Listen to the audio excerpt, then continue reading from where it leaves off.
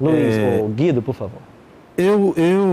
Como pastor, eu vejo e sei que todas as Bíblias têm escrito a questão da guarda do sábado e que é importantíssima e que deve, eu acredito, inclusive, que deve ser seguida.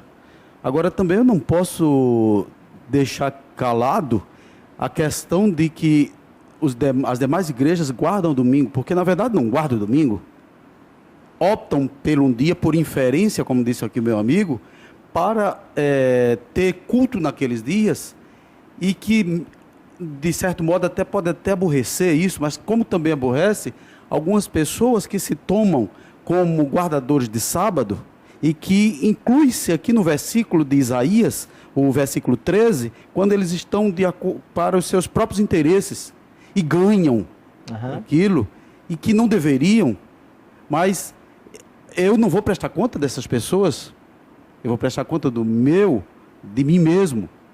Então eu preciso entender, nós precisamos entender da responsabilidade que temos daquilo que está escrito na Bíblia, porque se a Bíblia diz, está dito, e se a Bíblia não diz, não adianta eu querer inventar.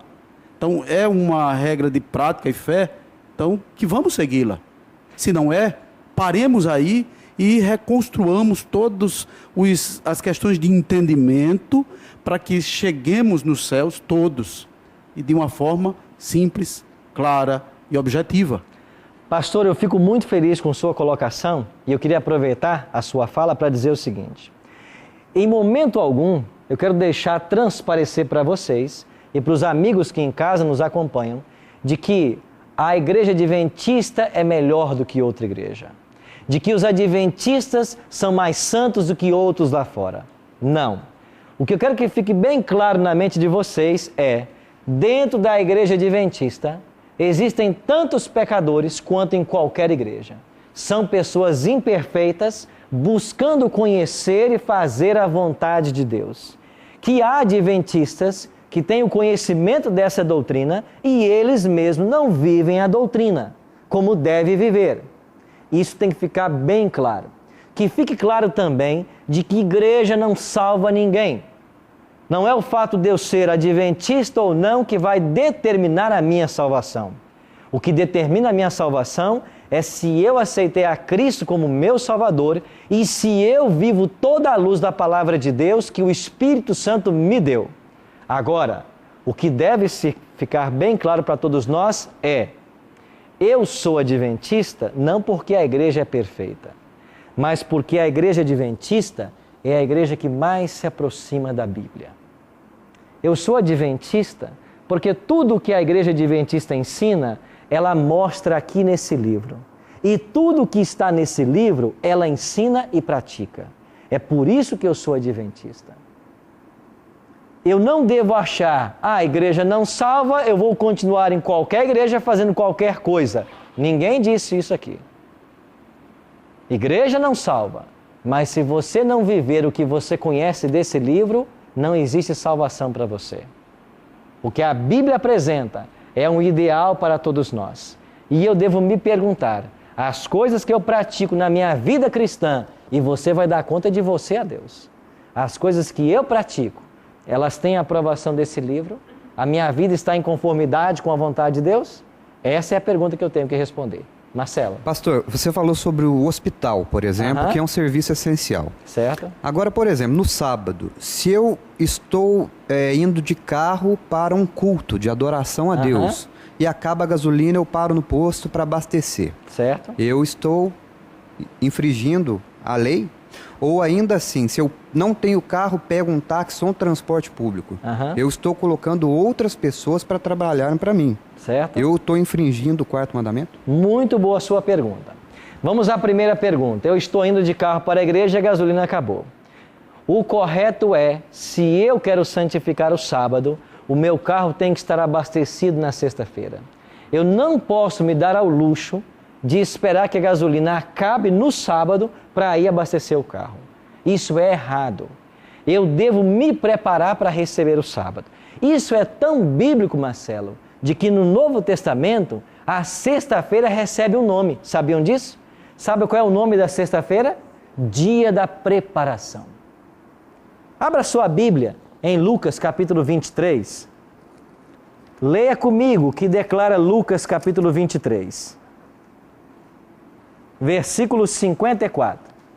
Lucas 20, página 75 do Novo Testamento. No finalzinho da Bíblia, página 75, Lucas 23, verso 54. Marcelo, o que diz aí na sua Bíblia? Leia para mim, por favor. Ok. Era o dia da preparação e começava o sábado. O sábado estava chegando. Era a sexta-feira. E como a Bíblia chama sexta-feira? Dia da preparação. Por quê? Porque eu tenho que me preparar. Então, na hipótese 1, eu não deveria abastecer o meu carro, porque eu deveria ter feito isso no dia anterior. Segundo, se eu pego uma condução para ir à igreja, eu estou colocando alguém para trabalhar para mim? Vamos raciocinar? Eu estou em casa, quero ir para a igreja que eu preciso ir, ou a única que eu tenho, é longe de casa, não dá para ir a pé, não dá para tomar uma carona. Eu posso ir na esquina e tomar um ônibus? Posso. Por que eu posso? Primeiro, porque eu estou indo adorar a Deus. Segundo, se eu não for para a esquina, o ônibus vai passar? Vai. Ele passa então por minha causa? Não. A pessoa já está trabalhando no trabalho dela, certo? Eu vou para a igreja, eu quero adorar a Deus e não tenho outro meio de transporte. Eu tomo um ônibus para ir. Eu estou colocando ele para trabalhar para mim? E estaria se ele estivesse ali para me servir. Agora o ônibus vai passar, independente de eu estar no ponto ou não. Já é diferente um táxi, por exemplo. O táxi, se eu não chamá-lo, ele não virá. Ele não vai trabalhar para mim. É uma coisa diferente, não é? Então existem certos detalhes da observância do sábado que nós devemos usar a lógica para isso. E eu penso que essa é uma boa lógica. Eu não estou colocando ele para trabalhar para mim, porque se eu não for lá, ele vai estar trabalhando do mesmo jeito. Já que ele vai estar trabalhando, eu vou aproveitar a condução para um benefício ou para adorar ao meu Deus. Lilian? Pastor, uma dúvida. Quando começa e quando inicia o sábado? Levíticos. Porque parece que é diferente, tem alguma coisa que é diferente. Sim, é verdade. Nós não guardamos o sábado de meia-noite a meia-noite, como hoje se crê, né?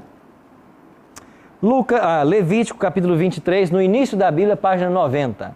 Início da Bíblia, página 90. Levítico 23, 32. Sábado de descanso solene vos será. Então afligireis a vossa alma aos 9 do mês. De uma tarde a outra tarde celebrareis o vosso sábado. Aqui o texto não está falando do 7º dia da semana. Está falando de um sábado religioso em Israel. Mas mesmo os dias religiosos eram considerados de um pôr do sol a outro pôr do sol. O mesmo acontece com os dias da semana. Se você for para o Gênesis capítulo 1, eu vou ganhar tempo, não vou ler com vocês, mas lá diz assim: houve tarde e manhã o primeiro dia, tarde e manhã o segundo dia, tarde e manhã o terceiro dia. Por quê? Porque o dia começa com a parte escura. Tarde significa pôr do sol, noite, manhã, nascer do sol até o sol se pôr. Então, biblicamente, o dia começa ao pôr-se o sol. E quando voltamos para Lucas capítulo 23, onde nós temos o incidente do sepultamento de Cristo, lá diz que as mulheres, no dia da preparação, prepararam aromas e bálsamos, e quando deu o pôr do sol, elas se recolheram para descansar segundo o mandamento, e no domingo pela manhã que foram ao sepulcro. Ou seja, o sábado deve ser guardado quando o sol se põe na sexta, até quando o sol se põe no sábado. É por isso que os adventistas, na sexta à noite, não estudam, e no sábado à noite podem trabalhar. Porque, biblicamente, o dia começa do pôr do sol e vai até o pôr do sol.